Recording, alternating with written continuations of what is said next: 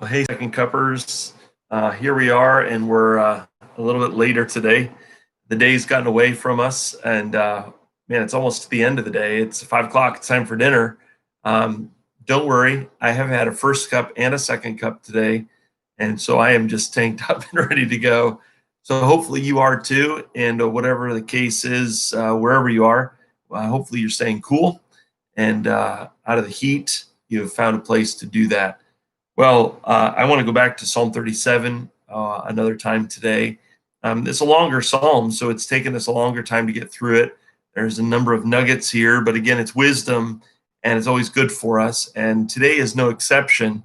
So many times we find that as we get older, what we understood when we were younger uh, wasn't enough. And we've learned some things the hard way. Some things are good, right? We've got a long history, and we can say, really, with the psalmist, that the lines have fallen to me in good places, that God has allowed me to be very blessed, and we're thankful. And so that's what I want to do today, because this section is a section that talks about aging well and starting out young and eventually getting to be an old person. Um, Many of the churches that I've been able to pastor have had some older saints in them, and it's good for our churches to have brothers and sisters who have been at this thing called Christianity a long time, right? Because those of us who are younger, you just hang out with them and get some of their wisdom by osmosis, just by being with them and listening to them talk about how God has been faithful to them, and it's good to rehearse that. So here's my first encouragement, even before we read the scriptures. If you don't have a friend that's older than you in the Lord, one that has wisdom, you need to go find one. If you are an older person, you probably need to have a younger friend too that you can share and encourage these things with. Not to mention that you ought to have two or three people that are your own age and are growing with you. So there's your freebie to go and spend time with people that are a little bit older than you, a little bit younger than you, and your own age, and develop generational friendships up and down, such that when those who are older pass on, you're not left without any friends. But and also so that they don't feel like they're forgotten, that they don't have value. They may not be able to work as hard, but man, they can remind you of some truths that some things that they've learned maybe the hard way, and some things that they've learned over the years. Well, let me dive into the section now. This is the section that begins with the noon, and noon is a sprout. It's a little seed starting to germinate. And so listen to this. He says, I've been young and am now old, yet I have not seen the righteous forsaken or his children begging for bread. He is ever lending generously, and his children become a blessing.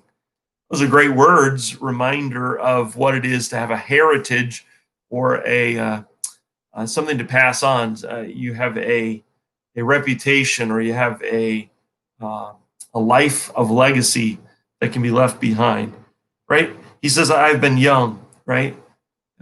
Your dad probably says, "Well, I remember when I was just a wee whisker, or I was just a sprout. I was just a lad, and this happened to me." And those are good stories, right? Uh, my kids kind of roll their eyes when I get to that spot, but there's something significant about hearing those stories of old. I have been young. I was young once. Now I'm old, and many of us are there too. But what he's saying is, what I'm about to say, is tried and true. It's not just something I read off a bumper sticker. It's not the latest meme on YouTube or Facebook, rather. It's not something I read in a popular book. This is what I have tried and seen to be true over and over and over again in my life. It's a pattern. And here he shares the wisdom. Even though I've been through a lot of life, I was young, now I'm old, I've seen lots of days, I've yet to see the righteous man forsaken, I think, by God is his idea. We often get forsaken by others around us, and we get left behind or we get forgotten, but never with God. A righteous person is always remembered by God. God always has his eye on the righteous person. And so the righteous, as a pattern, after lots and lots of seasons of growing, The righteous God always seems to come through for them, and they always seem to come up full, even though they're going through some hard times. Well, again another observation is I've never seen his children begging for bread. Now, that's interesting because, there are some believers who have had really hard times and they've had to resort to begging or they've had to resort to help of some sort. But I think the issue here is it always seems that God provides for his children in a unique way. Oh, they may not have a whole bunch. It's not that they have steak, eggs, and bread. It's if they've got daily bread. That's our prayer, right? God, don't give me too much so that I begin to rely on my riches or my wealth. But don't give me so much, so little that I have to beg, borrow, or steal even. And God, don't allow me to slip into those patterns. And here it says, man, over the seasons that I've lived, God has taken care of the righteous man and his children and his offspring. And again, there's this generational theme that runs through this. God has provided time after time. This man, this righteous man who God has not forsaken and who God has not left destitute or his children destitute, this man is ever lending generously. Literally, he has more than enough. He has enough to give as well, which the world may not think he has enough to give. But he knows that everything that he has is from God, and it's for the resources that he needs to minister to people around him. And so instead of hoarding, he's merciful. He's looking for ways to give generously. Reminds you of the passage from what Jesus taught on the Sermon on the Mount, right? Blessed are the merciful, for they shall obtain mercy. You might even say, blessed are the merciful because they have obtained mercy and they're giving mercy away so that they can obtain more mercy. Right? Mercy never runs out because you're giving mercy away. You're demonstrating compassion to somebody else, and God fills it in with more compassion. It's literally like the cruse of oil that the widow had. She just kept pouring and pouring and pouring. And there are opportunities around you today, pour out God's mercy, be a blessing to somebody, because God will then in turn refill and backfill that emptiness. He will make up the difference for you. The children of this righteous man who gives generously, who has not been forsaken by God, they are becoming a blessing themselves. And I think the idea here is that the children are following the example. They're copying what they see their dad doing. One of the beautiful things of legacy, right, is when your kids catch the things that you've been saying, not just taught them, but they've caught it, right? And they have figured it out by watching you, and they're following your example. And now you have a whole family full of blessing makers. And I hope that's true for you. I know it's true for me to watch my kids grow up and make good choices and be a blessing to people around them, to build good friendships that they have, and to see them be blessings and be blessed by God in multiple ways. It gives me no greater joy to know that they are walking in a faith that is their own. Let me just finish today by saying, well, what can we do with this? So what? We see this. Yes, okay, this psalmist has made those observations. What can we do? Well, I just want to suggest that there's a thankfulness that comes when you see the garden progressing, when you see your life sprouting and growing, and you see your children having good success. I think first thing is we can thank God for old age wisdom that comes with it. That as you get older, you're getting smarter. You're getting better at this thing called the Christian life, and you're beginning to figure some things out, and you're able to pass that along. Secondly, you thank God for his faithfulness, his consistent track record, that God has been faithful throughout of all your life. So you can sing with confidence, great is thy faithfulness, O Lord, my Father. O God, my Father, there is no shadow of turning with thee. And you begin to sing that hymn, and it even has some verses about springtime and harvest, right? From every season, God, you've been faithful. And I hope that's true in your life, that you can thank God for the wisdom that you've gained in this old age. You can thank God for his faithfulness in every age. And then thirdly, I think that you can thank God for your family, that God has provided for them. And there have been some pretty lean times, but you've made it through with God's help. And you didn't know always where the next meal was coming, but you always got the next meal, or you always had it come in a timely way at just the right time. Something arrived to bring help.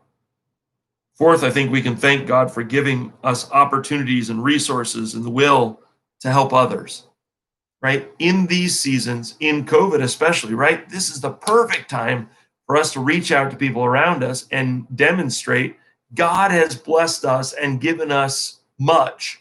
And so we're just giving a portion of what God's already given to us. God's set us up and he's given us opportunities to lend generously, to give it away. He's given us opportunities to do it, and he's given us enough to give away, and he's given us the desire to help others. Those are all gifts of God. You should be thankful for them. And then lastly, I think we should thank God for our kids, making the faith their own, making good choices, following your good example. I'm always excited whenever I see my kids following my good example. It frustrates me a little bit when I see them following my bad example, and it brings me up short and reminds me that even though I was young and I'm old, I'm not done growing. And I hope that's true for you. So maybe there's a sixth thing to be thankful for, that God still has a work for you to do and many things for you to learn. Well, friends, wherever you are, whether you're young or you're old, whether you think you're just about ready to die, or whether you think you've got 15, 20, 17 years still left in your ministry basket, keep going. Keep looking for ways to be merciful to people around you. The pattern of life is this. You're building a track record, not only in your own life, but for the generations to come, so that they can say, well, I'm still young, but I know that this old guy, and he always says that God comes through. He never forsakes us. He always gives us what we need. And if you are part of a church that is working through these issues and trying to figure out what will it look like for us to live generously in this COVID season, perhaps you can think about these things and say, you know what? Everything that God has given to us is for the purpose of ministry. So let's use it. Let's not save it. Let's not camp on it. Let's not hoard it. Let's not try to provide for ourselves by making a nest egg, but let's rest in God's faithfulness. God has a track record that is proven throughout all of your life.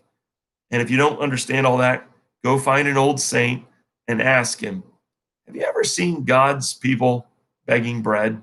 Have you ever seen them lacking when they needed it most? And listen to their stories. Because what I think you'll find is there's a number of stories tucked away in there for just this time for them to share. Share with some friends these stories so that they may come to faith in Jesus Christ and to come to understand that he is their caregiver, and he is the bread of life. He's the living water, and he satisfies us in our darkest days. Well, friends, until I see you again, I'm not sure what tomorrow's going to hold. Tomorrow's Friday, Workshop Friday, hashtag Workshop Friday. Not sure what it'll look like. I think it's supposed to change weather, but if I don't see you tomorrow, we'll pick up with the next section, the Psalmic section. But until then, be well, be safe, do ministry wherever you are. And remember, I'm praying for you as you do it because I love you. And I'll see you again tomorrow or the next day or whenever. All right? Bye-bye.